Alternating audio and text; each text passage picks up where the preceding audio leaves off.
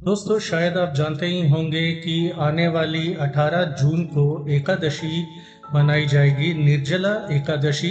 वैसे तो साल के अंदर 24 एकादशी आती हैं जो कि भगवान विष्णु जी को समर्पित होती हैं, लेकिन सबसे इसमें उत्तम और अहम निर्जला एकादशी को माना जाता है।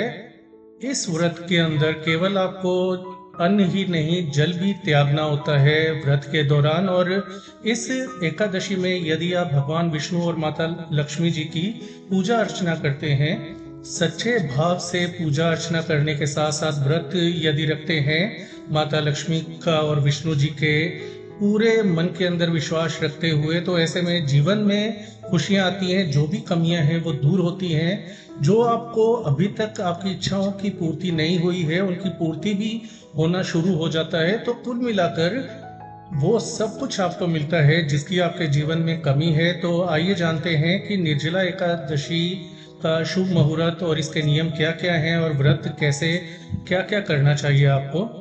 सबसे पहले तो यदि व्रत रखते हैं तो जल ग्रहण कब करना चाहिए। तो जैसे कि 18 तारीख को आपने एकादशी का व्रत रखा 18 जून को, तो 19 जून को सूर्योदय के पश्चात ही आपको जल ग्रहण करना चाहिए। शुभ मुहूर्त की बात करें तो आप 5:30 से लेकर 7:30 बजे तक जल ग्रहण कर सकते हैं या व्रत का पारण कर सकते हैं, व्रत तोड़ सकते हैं। नियम की बात करें तो यदि आप स्वस्थ हैं और आज तक व्रत रखते आए हैं या पहली बार रख रहे हैं, तो स्वस्थ हैं तो आप पूरी श्रद्धा के साथ इसे रखिए। यदि कोई प्रेग्नेंट महिला है, उसको नहीं रखना होता, आप मन ही मन में विष्णु जी की और माता लक्ष्मी जी की पूजा अर्चना कर सकते हैं। और यदि आप बीमार हैं, रोगी हैं, आपकी स्वास्थ्य स्थिति ठीक नहीं है, व्रत रखना चाहते हैं, तो डॉक्टर से पूछकर ही आपको ऐसा करना चाहिए। और हो सके तो आप थोड़ा थोड़ा खाते रहें और जल भी ग्रहण करते रहें।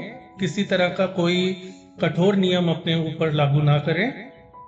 भगवान आपकी श्रद्धा देखेंगे और आपके मन में श्रद्धा है तो इतना ही बहुत होता है। यदि आप कुछ दान करने में समर्थ हैं तो इस दिन अन्न, धन और वस्त्र गरीब लोगों को या जरूरतमंदों को दान करना बहुत अच्छा माना जाता है। इस दिन तुलसी जी के पौधे को आपको हाथ नहीं लगाना होता है, ऐसा माना जाता है। माता लक्ष्मी भी एकादशी का व्रत रखती हैं और ऐसे में यदि आप तुलसी जी के पौधे को छूते हैं तो लक्ष्मी जी के व्रत पर इसका प्रभाव पड़ता है और आपके जीवन पर भी।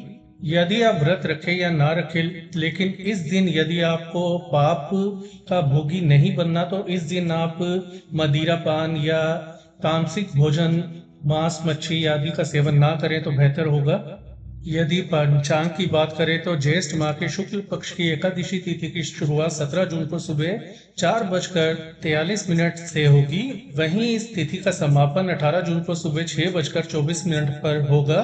ऐसे में निर्जला एकादशी का व्रत 18 जून को किया जाएगा। निर्जला एकादशी का व्रत का पारण का जो 19 तारीख को जो समय है वो है सुबह 5:23 से लेकर 7:28 तक के बीच।